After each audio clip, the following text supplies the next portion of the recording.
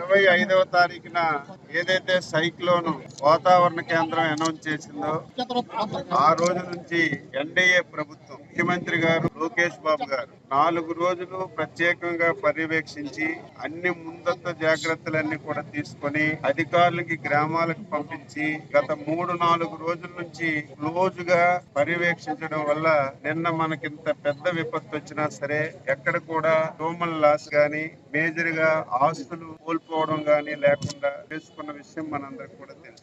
అయితే ఇప్పుడు మనం చేయవలసింది ఏదైతే నిన్న వచ్చినటువంటి తుఫాన్లు చాలా వరకు హార్టికల్చర్ పంటలన్నీ కూడా దెబ్బతిన్నాయి. ముఖ్యంగా వ్యవసాయంలో వరి కూడా దెబ్బతింది. అందులో ఈ జిల్లాలో అరటి కూడా చాలా వరకు దెబ్బతింది. ఇవన్నీ కూడా ఉదయమే స్పష్టమైనటువంటి ఆదేశాలు ఇచ్చాం. ఒక 2 రోజుల్లోనే అధికారులు టీములుగా వెళ్లి ప్రతి గ్రామాన్ని కూడా ఏ పంట ఏ రైతుకి నష్టం జరిగిందో ఎన్యూమరేషన్ అంతా కూడా చేసి 2 రోజుల్లో ప్రభుత్వానికి నివేదిక ఇమ్మని చెప్పాం. ఇచ్చిన వెంటనే కేంద్ర ప్రభుత్వంతో మాట్లాడి నష్టపోయినటువంటి రైతులందరికీ కూడా ప్రభుత్వం ఆదుకునే కార్యక్రమం చేస్తుంది. అదే విధంగా గత 3 రోజులుగా ఎవరైతే ఊరి గుడిసెల్లో ఉన్నారో, ఎవరైతే నాణ్యత లేనటువంటి భవనాల్లో ఉన్నారో వాళ్ళందరికీ కూడా జిల్లా నుంచి ఒక 10,000 కుటుంబాలని ఈ రోజు కేంద్రాలకు తీసుకొచ్చాం. తీసుకురావడమే కాదు, వారికి మంచి భోజనం గాని వసతి గాని ఏర్పాటు చేశాం. వాళ్ళు మళ్ళీ ఇంటికి వెళ్లే సమయానికి ఒక్కొక్కరికి 3,000 రూపాయలు చొప్పున